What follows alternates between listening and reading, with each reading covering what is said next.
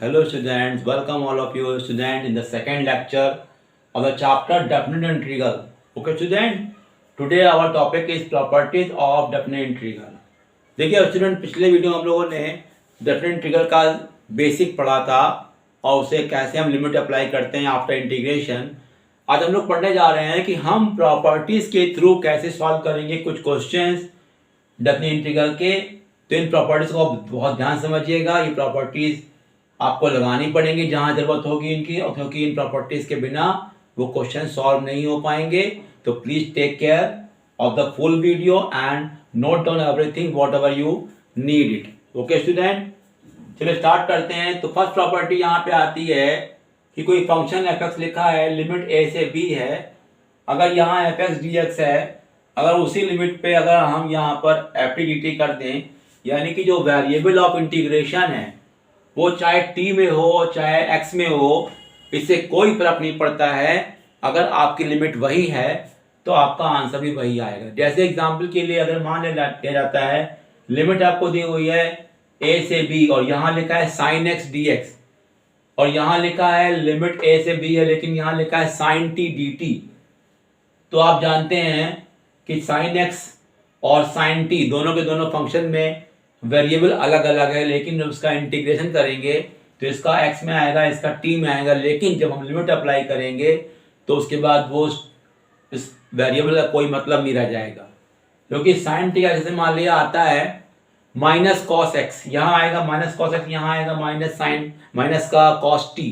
लेकिन जब value put करेंगे ना अपर और लोअर लिमिट की, तो सब्ट्रैक्ट होके वो वैल्यू हमारी फाइनल आंसर सेम ही आएगा। तो वेरिएबल ऑफ इंटीग्रेशन का कोई मतलब नहीं है, चाहे वो डी एक्स के हो चाहे डी टी के टर्म में हो, answer will be same.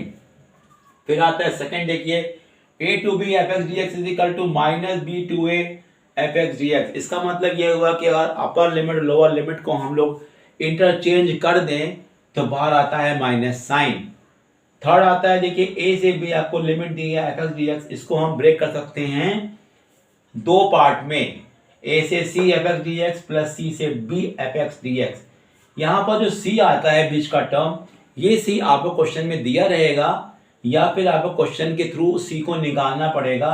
Specially ये लिमिट जो यूज की जाती है वो मॉडुलस फंक्शन को फंक्शन के इंटीग्रेशन में यूज की जाती है, या फिर कभी फंक्शन की 2 से 3 वैल्यू दे दी जाती है तो उस वैल्यू को निकालने में भी इसका यूज किया जाता है। तो सी की जो वैल्यू होती है ये डायरेक्टली इनडायरेक्टली क्वेश्चन में मिल जाती है आपको, तो देखना पड़ेगा उसको थ्रू क्वेश्चन।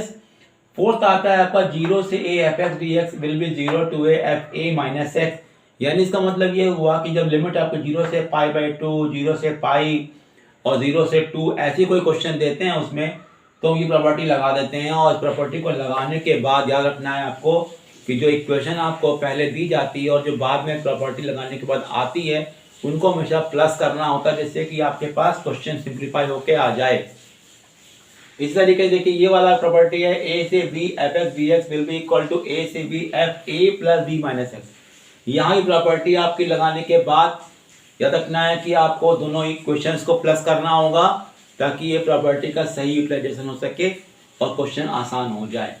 फिर आता है 0 से 2a। इस प्रॉपर्टी में क्या है, इसमें दो आंसर हैं। अगर f2a minus x will be equal to fx है तो ये आपका 2 बाहर आ जाएगा, 0 से a fx कन्वर्ट हो जाएगा।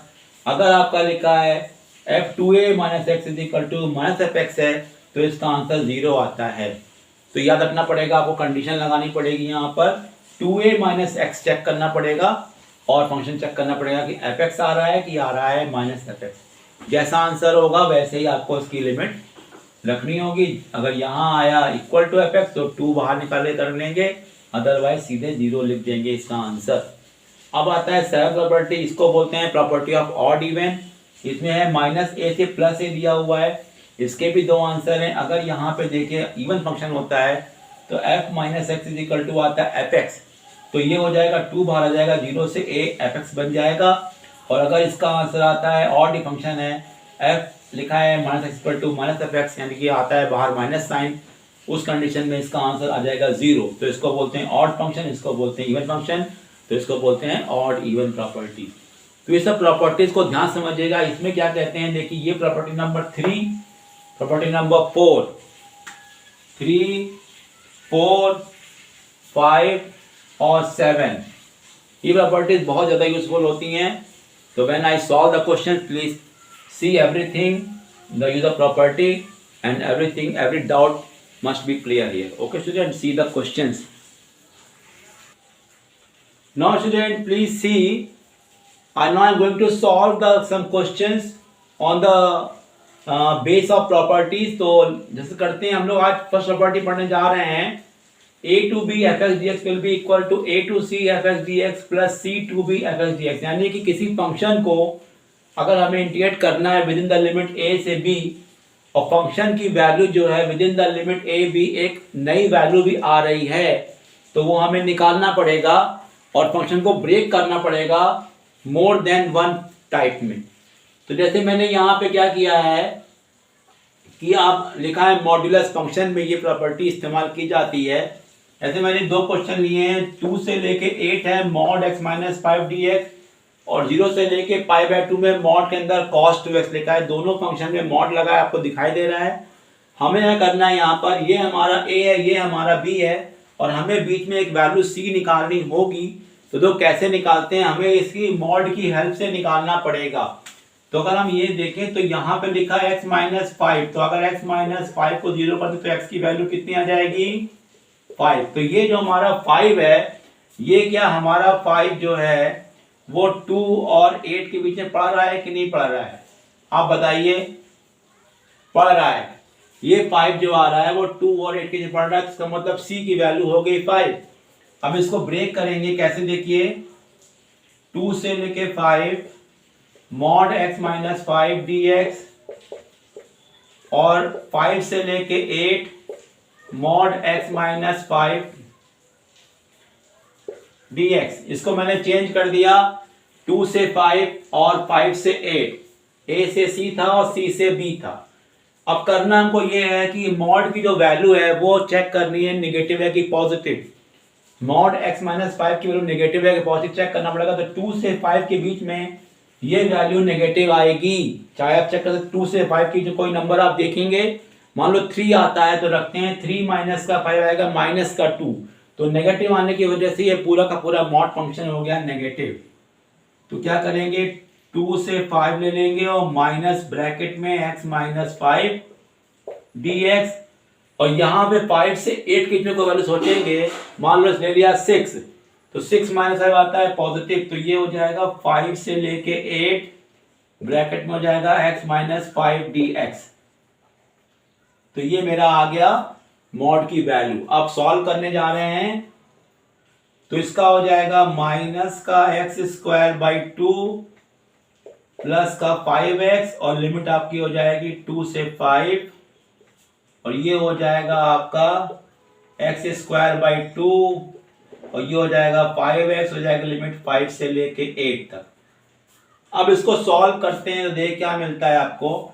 पहले लगते हैं अपर लिमिट, तो 5 को रखा है यहाँ पे, तो मेरा आ गया माइनस का 25/2 प्लस आ गया 25, ये हो गया माइनस, ये रखेंगे 2, तो 2 का स्क्वायर होता है 4, और ये बचेगा 2, तो यानी माइनस का 2 और 2 इंटू 5 हो जाएगा 10। तो ये तो मेरा हो गया फर्स्ट पार्ट। अब करते सेकंड पार्ट, तो प्लस यहां रखेंगे 8 का स्क्वायर होता है 64/2, तो आ जाएगा 32, और 5 8 जा होता है 40, ये आ गया ब्रैकेट में, माइनस करेंगे तो 5 का 25/2, और ये हो जाएगा 5/25। अब इसको सॉल्व करते हैं तो कितना आ जाएगा, ये आ जाएगा 50 में से 20 तो कितना है 25/2 बचेगा, और ये 10 में से 2 क्या बचेगा 8, प्लस में 8, तो ये हो जाएगा 25/8, और ये हमारा हो जाएगा माइनस का 8, और ये मेरा हो जाएगा आपका माइनस का हो जाएगा 25/2। बहुत ही सावधानी से करिएगा, ओके। फिर आपका क्या आ जाएगा 20, ये हो जाएगा 16, तो ये बचेगा हमारा 9/2, प्लस का बचेगा, यहाँ जब सॉल्व करेंगे तो ये हो जाएगा -8 प्लस हो जाएगा 25, तो ये हो जाएगा माइनस का 16, और हो जाएगा प्लस का 25/2, तो ये हो जाएगा हमारे पास 9/2 और ये आ जाएगा प्लस में कितना आ जाएगा 9/2, तो ये आ जाएगा answer 9। This way you have solve. तो प्लीज सी एवरीथिंग। आपने क्या किया, मॉड कस करके आपने क्या किया, वैल्यू निकाल ली x की, जो वैल्यू आई है 5। इसको चेक करना पड़ेगा क्या वो वैल्यू 2 और 8 के नीचे पढ़ रही नहीं पढ़ रही है, तो 5 पढ़ रही, डेफिनेटली पढ़ रही है। फिर इस मॉड को दो पार्ट में ब्रेक कर लेंगे और साइन चेक करेंगे, फिर दोनों का अलग अलग इंटीग्रेट कर देंगे और आपका आंसर निकल आएगा 9। Now see the this question. Now see the question number 2। यहां लिखा है मॉड के अंदर cos 2x। तो हमें क्या करना है, 0 और π/2 के बीच की वैल्यू निकालने के लिए हमें इसको भी 0 करके देखना पड़ेगा कि x की वैल्यू जो आ रही है वो इनके बीच में है कि नहीं है। तो आपको पता है अगर हम cos 2x को रखते हैं 0 तो 2x आएगा हमारा π/2, x मेरा कितना आएगा π/4। तो यानी कि ब्रेक कर लिया हम लोगों ने 0 से π/4, π/4 से π/2। तो ये क्वेश्चन मेरा क्या हो गया बच्चों, 0 से π/4 मॉड का cos 2x dx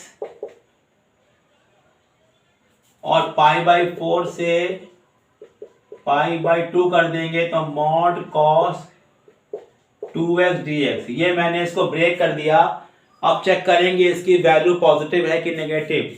तो 0 से π/4 यानी कि π/4 होता है 45 डिग्री, तो जो वैल्यू आती है वो है π/6 सॉरी 30 डिग्री आएगा। 30 रखते हैं तो यहाँ cos रखते हैं यहाँ पे 2 × π/3, तो ये मेरा आता है cos 2π/3 जो 2π/6 सॉरी π/6 रखिए 2π/6 कितना आ जाएगा π/3। cos की वैल्यू होती है पॉजिटिव, तो ये मेरा हो जाता है 0 से π/4 cos 2x dx और π/4 से अगर हम π/2 को लेते हैं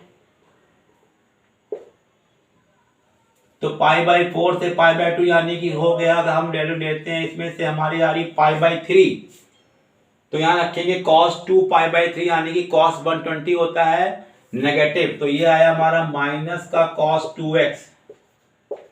इस तरह से वैल्यू आपको देखनी पड़ेगी। आपको वैल्यू इनके बीच में कोई नॉन वैल्यू होती है वो आप लिख लीजिए और रख के चेक कर लीजिए कि वो नेगेटिव आ रही पॉजिटिव आ रही, उसके अकॉर्डिंग यहाँ पे साइन लगा दीजिए। तो यहाँ पॉजिटिव है यहाँ नेगेटिव है।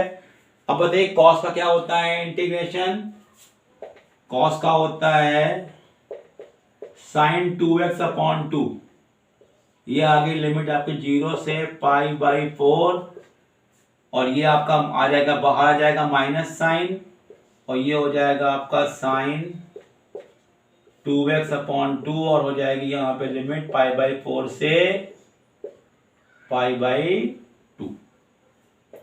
1/2 आपने बाहर रख दिया, ये हो जाएगा रखते हैं तो ये हमारा आ जाएगा sin 2 × π/4 यानी कि sin π/2 जो कि होता है 1 और ये हो जाएगा 0। यहाँ पे 2 में 2 बाहर कर लिया, यहाँ रखेंगे तो आएगा sin पाई जो कि आएगा 0 और यहाँ पे रखेंगे तो इसकी वैल्यू आएगी हमारी sin π/2 यानी 1। तो ये कितना आ गया, ये आ गया 1/2 और ये भी आ गया प्लस का 1/2, आंसर आ गया 1। This way you have solve. तो चाहे ट्रिग्नोमेट्रिक फंक्शन हो उन पे मॉड लगाओ, चाहे सिंपल अलजेब्रिक फंक्शन हो वहां मॉड लगाओ, मेथड आपका सेम टू सेम है। Now I am doing difficult problem of the mod function, please see. Now see in this question 1 2 3 mod लगे हैं और लिमिट दी है 0 से 3। तो देखिए ये मॉड x में x लिखा है तो ये हो जाएगा 0, ये हो जाएगा 1 और ये हो जाएगा 2। तो बताइए इसमें 0 तो यहाँ दिया है लोअर लिमिट तो ले नहीं सकते, यहाँ से 1 आया तो 1 तो पड़ रहा है 0 और 3 के बीच में और 2 भी पड़ रहा है 0 और 3 में। इसका मतलब ये हुआ कि इसमें दो वैल्यू आ रही हैं 0 और 3 के बीच में जो कि हैं 1 और 2। तो वैसे मैंने आपसे कहा था कि C आपका पास एक लिमिट आती है जो कि A और B के बीच में होती है, लेकिन हो सकता है C और D दो लिमिट आ जाएं। तो इन दोनों लिमिट के बीच में अगर कभी आपके पास एक लिमिट आती है, कभी 2 आती है, कभी 3 आती है, वो डिपेंड करता है क्वेश्चन पर। तो यहाँ पर आपके पास x की वैल्यू जो आ रही है वो आ रही है 0, 1 और 2।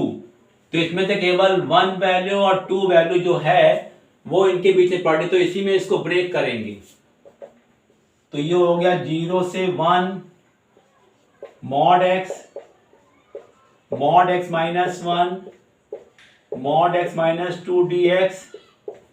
फिर ब्रेक करेंगे 1 से लेके 2 mod x minus 1 mod x minus 2 dx। और फिर ब्रेक करेंगे 2 से लेके 3 mod x minus 1 mod x minus 2 dx। इस तरह से हम इसको ब्रेक करेंगे 3 पार्ट में। अब चेक करेंगे जो इसके साइन। तो 0 से 1 के बीच में कोई वैल्यू सोचिए तो आती है हमारी 1/2 यानी कि 0.5। तो ये पॉजिटिव होगा, ये नेगेटिव होगा, ये नेगेटिव होगा। तो ये हो गया 0 से 1, ये x हो गया, ये हो गया नेगेटिव और ये हो गया नेगेटिव। 1 से 2 के बीच सोचे आता है 1.5, ये पॉजिटिव, ये पॉजिटिव, ये नेगेटिव। तो ये आपको चेक करना पड़ेगा the sign of the function. अब 2 और 3 के जो पड़ता है 2.5, तो ये पॉजिटिव, सारे पॉजिटिव आ गए। तो इसमें आप ब्रैकेट मत लगाइए, सिर्फ लिख दीजिए डायरेक्टली। Isn't it? अब सॉल्व करते एक लाइन और फिर करते इंटीग्रेशन। देखिए यहां से क्या होगा, x और x कट जाएगा तो आएगा माइनस का x, एक तो ये बचा, और ये हमारा हो जाएगा प्लस का 1 और ये हो जाएगा प्लस का 2, तो ये हो जाएगा प्लस का 3।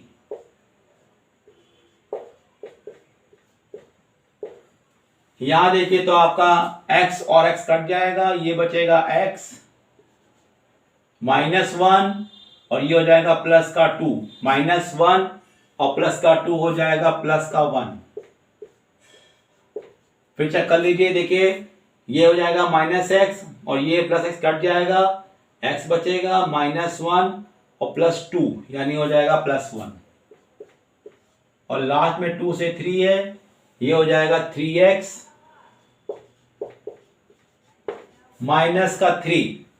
अब कर देते हैं इंटीग्रेट, तो ये आ जाएगा माइनस का x²/2 प्लस का 3x और यहाँ हो जाएगा 0 से 1। ये हो जाएगा आपका x²/2 प्लस x 1 से 2 और ये हो जाएगा आपका 3x²/2 माइनस का 3x 2 से 3। अब रखनी है लिमिट, तो ये रखेंगे माइनस का 1/2 प्लस का 3 आ जाएगी और ये आ जाएगा 0। यहां रखा 2 का स्क्वायर 4/2 2 आ जाएगा प्लस का 2 और ये हो जाएगा 1/2 प्लस का 1। ये रखा 3 का स्क्वायर होता है 9, 3 का स्क्वायर होता है 9 से 27/2 और 3 3 9, ये हो गया। और यहाँ हो गया 2 का स्क्वायर 4/2 हो जाएगा 2, 2 3 हो जाएगा 6 और ये हो जाएगा 6। Okay student, okay. अब सॉल्व करते हैं फर्दर। तो ये हो गया हमारे पास 2 3 6 में से बन गया 5/2, ये हो जाएगा 2 2 4 और ये हो जाएगा 3/2, ये कट जाता है और ये हो जाएगा 9 2 18, ये बचेगा मेरा 9/2। ओके स्टूडेंट, अब हमारे पास क्या बच रहा है, ये 5/2 है, ये हो गया 4 2 8 में से 3 गया 5/2 और ये है 9/2। तो 2 ले लिया एलसीएम और 5 5 10, ये हो गया 19/2। This will be your answer. 19/2 will be your answer, isn't it? You can see. So this way if you do the question very carefully, I think you will get all answer correct. तो ये हमने question किया आपका mod का, इसमें देखा आपने कि मॉड कई सारे फंक्शंस थे, इसको मैंने सॉल्व किया। Now you will discuss the new property. Now we are going to discuss the new property 0 to a fx dx is equal to 0 to a f a minus x। देखिए मैंने बताया था आपको इस प्रॉपर्टी को लगाने के लिए, जब प्रॉपर्टी ये लगाई जाएगी तो हमेशा आपको एक प्रॉपर्टी लगाने के बाद एक इक्वेशन मिलेगी और ओरिजिनल इक्वेशन और ऑब्टेन्ड इक्वेशन, जो इक्वेशन बाद में मिलती है, वी हैव टू ऐड। आपको ऐड करना है इस प्रॉपर्टी को लगाने से पहले और लगाने के बाद जो इक्वेशंस आपके पास होंगी। जैसे ये आपके पास देखिए पहली इक्वेशन है, ये प्रॉपर्टी लगाने से पहले इक्वेशन है, ये लगाने से पहले इक्वेशन है। तो देखते हैं कैसे यूज करना है प्रॉपर्टी का। इसको आप पहले क्या करिए, पहले तो इसको आप आई मान लीजिए और ये इक्वेशन आपने 1 मान ली। अब प्रॉपर्टी लगाने से क्या देखना है आपको, लिमिट देखनी है, 0 से a होनी चाहिए। तो 0 से π/2 है, a की वैल्यू यहाँ π/2 है। तो प्रॉपर्टी लगाएंगे तो क्या बन जाएगा बच्चों, ये हो जाएगा 0 से π/2 log 10 π/2 माइनस x dx। ये आपने देखा, तो ये आपका हुआ प्रॉपर्टी लगा ली आपने। तो क्या लिखा था, एफ ए माइनस एक्स, तो ए की वैल्यू π/2 है, तो क्या होता था π/2 माइनस एक्स। तो अब इसको जरा अगर आप सॉल्व करें तो ये आ जाएगा log cot x dx। जानते क्या हो गया, ये सेकेंड इक्वेशन हो गई। अब क्या करना है, फर्स्ट और सेकेंड को प्लस करना है। तो लिख देंगे यहां पर एडिंग 1 and 2, तो ये हो जाएगा आपका 2i और 0 से π/2 जो कि दोनों लिमिट है, तो ये हो जाएगा आपका log 10x plus log cot x। ये हो जाएगा, आप जब प्लस करेंगे दोनों को तो फाइनली क्या हुआ आपके सामने, log m plus log n होता है log mn।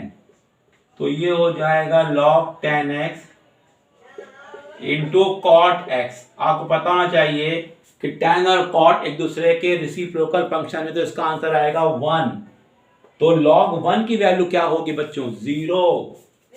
तो 2i इज इक्वल टू आ गया 0। तो i की वैल्यू कितनी आ गई, 0। इजंट इट, यहाँ पे आंसर कितना आया, 0, क्योंकि ये tan इंटू कॉट होता है 1, तो log 1 होता है 0। तो इस तरीके से ये वाला आंसर आया। देखा आपने कितना सिंप्लीफाइड आंसर है अगर इक्वेशन को प्लस कर देते हैं आप। अब देखिए नेक्स्ट क्वेश्चन देखते हैं यहाँ पर हम लोग ये वाला। तो यहाँ भी मैंने क्या किया, इसको i मान लिया। प्रॉपर्टी लगाएंगे तो क्या हो जाएगा, 0 से पाई, ये हो जाएगा e की power cos square pi minus x into cos pi minus x. यानी कि लगाते हैं a माइनस एक्स, तो a की वैल्यू पाई है, तो यहां भी करेंगे, सॉरी दिस इज x, यहां भी करेंगे और यहां भी करेंगे, जहां जहां आपको x मिलेगा। तो ये बताइए स्टूडेंट कि ये लिखा है e की power cos square pi minus x, क्योंकि स्क्वायर लगा है तो ये तो पॉजिटिव ही होना है। तो ये हो जाएगा e की पावर cos स्क्वायर एक्स, इसमें कोई चेंज नहीं आएगा। लेकिन यहां देखिए तो cos पाई माइनस एक्स, ये होता है सेकेंड क्वाड्रेंट, तो cos निगेटिव होता है, तो ये हो जाएगा माइनस का cos एक्स। अब क्या होगा, ये आ जाएगा बाहर, माइनस 0 से पाई e की power cos square x into cos x d x. तो ये इक्वेशन आपके सामने 1 थी और ये इक्वेशन नंबर 2 आ गई। अब जैसे ही आप ऐड करेंगे 1 और 2 को, तो ये हो जाएगा 2i इज इक्वल टू 0। तो i की वैल्यू कितनी आ गई, 0, क्योंकि आप देखोगे तो ये और दोनों एग्जैक्टली हैं, बस ये प्लस में है माइनस, दोनों के टर्म क्या हो जाएंगे, कैंसिल हो जाएंगे, i विल कम 0। तो I think you understanding everything student. Now we will discuss new property in the new videos. Please see all videos of this chapter. They are very, very important. Till then, goodbye.